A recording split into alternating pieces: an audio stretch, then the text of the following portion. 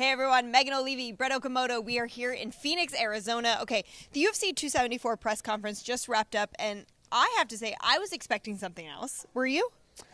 Yeah, maybe, you know, especially with like when the fans are here and the energy is high and you feel like, oh, there's going to be some back and forth, and there really wasn't. I mean, in fact, like some of them were like, I'm kind of done talking about this. Like, I just want to go. And that's not always the best thing for great press conferences, Right. but it does mean, and it is like what we are expecting in terms of, we're expecting the best versions of these guys. Like, these are all big fights, obviously, and they're all big. I mean, John Anik said it. You got a lot of star power up there on the stage, and they're professionals. They're coming to win these fights. They're also finishers and performers. The amount of bonuses that were on that stage is pretty incredible. In terms of the first fight that was featured on this press conference between Tony and Michael Chandler, I mean, what are your expectations for that? Because when we spoke with both of them this week, they both are kind of looking for a finish. I mean, when you see the matchup, do you see that? Megan, you know this.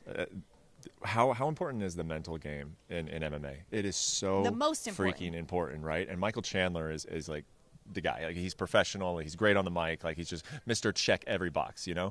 And I think Tony has had his own approach, right? I mean, he's always kind of done his own thing. And it worked for him for a long time. And then over the last 3 fights, it's like, this ain't working for him. And you're not really even looking that good in your fights. And I told you last week when we were talking about these fights that we hadn't seen Tony, we hadn't heard from him, that I was super interested to see what kind of mind frame he was going to be in. I like the mind frame he's in. I think that he was really angry and bitter about some of the things that has happened in his career lately. I mean, heartbreaking to lose that Habib fight 5 times. Like, you and I were heartbroken about that, so can you imagine how heartbroken Tony Ferguson is to lose that? I think it stuck with him, and I think it really impacted his performances. I don't think that we saw a confident, really good version of Tony Ferguson over these last few fights. But now I think he's admitting it, and he's talking about it, and he's like, I have been bitter. I have been mad at the UFC. I haven't been liked some of the tactics that they've used against me. But you know what? I was focusing on the wrong things. I am focusing on competing this week. Yeah. So I actually really love the vibes that I'm getting from Tony Ferguson. I think he's going to have, I'm not saying win, lose. I'm not making a prediction on the fight. Right. But this fight is closer than a lot of people think. I believe that. No, I agree too. And I think both of them see that as well, you know, especially after speaking with them this morning. But, you know, in the co-main event, we had a face-off between Rose and Carla, and this again is a rematch that we have seen before, but Carla just kind of turned it on. I was actually standing on the side of the stage where she came back, and she didn't even stay up there, you know, for the other photos where you face forward and Rose has her belt. She just walked right back, and she had a switch that you could just see that ultimate competitor come out of her. And we oftentimes kind of look at how she is before fights, where she's leaning against the cage and she's just stark still. Yeah.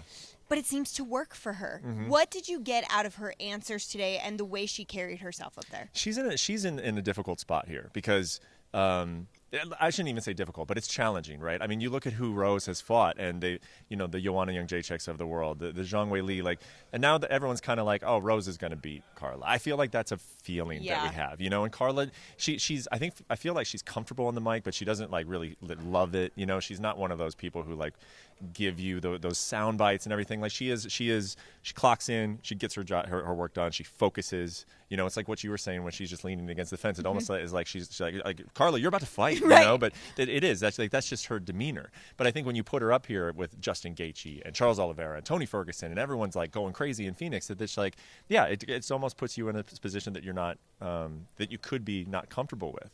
But I do think that like she's aware of that, and she's like, you know, when Rose is up there and Rose is turned into this superstar and she's holding the belt and everyone's cheering for her, like Carla's like, okay, that's the situation now, but that's not going to help her in the cage, and I'm doing my business. And you just get that impression from her. Again, she's a pro. She is a pro. She's been here, and she's going to be ready for this fight. And speaking of pros, I mean, Rose Namajunas has had to answer, I feel like, the same couple of questions for weeks in the lead up to this, but she still does what we often see from many big stars in the UFC, where they give you the answer as if it's the first time.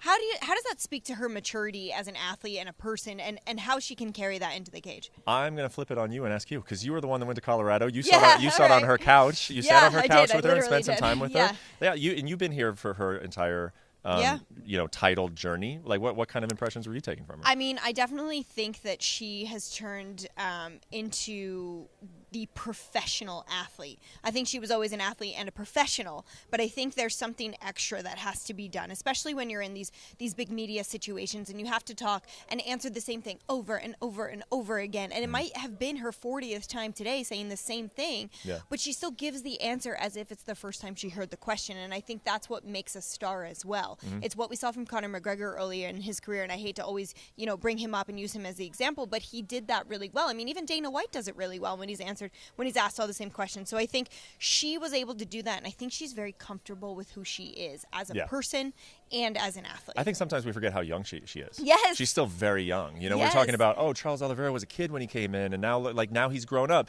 Same thing with Rose. She came in as a child. She was very young when she fought Esparza the first time. So it's just 2-1 in the Ultimate Fighter house? It's maturity. It really is. It's maturity. Exactly. And speaking of maturity, I mean, Charles Oliveira, he seems to just be another level up. We had fighter meetings with him today, and he was fired up. He seemed very serious on stage, even though he seems like he's still having fun. Do you take that away as well? Yeah, I had a conversation with him. I interviewed him during media day, and it's just he used the word bulletproof. His just mentality is bulletproof, and he said that he didn't even he's good with any result. What a luxury to be able to come into these big fights and just be like, whatever happens, I'm good with it. I mean, what a weight off. I feel like we're more stressed than that. Yes, I guarantee you we are. I feel like can you just imagine that you're like whatever happens, it's meant to be. I've done everything I can, and that's where he's at right now. I mean, he loves that belt. I can still remember when he won that belt and he was carrying it around, petting it. Like, he wants to remain champion, and he's confident he's going to remain champion, but he's okay whatever happens. And I think that is a weapon. It's an advantage. Oh, it's an advantage, and it is a beautiful one at that. Finally, we have to talk about the Arizona guy, Justin Gaethje. I mean, he's from Arizona. He said he wanted to fight in Brazil, but here it is, in basically his backyard where he grew up. Do you think that adds pressure, or do you think that helps the situation? I don't get a strong sense either way. If Justin is feeling pressure, I'm sure it's just that, hey, he came up short. He's felt that before. He's felt that heartbreak of coming up short. And if he doesn't get it done here, he's got plenty of career left. He's a popular guy, and he's a great fighter. Obviously, never say that this would be his last opportunity, but it's like, hey, you got to get the job done here.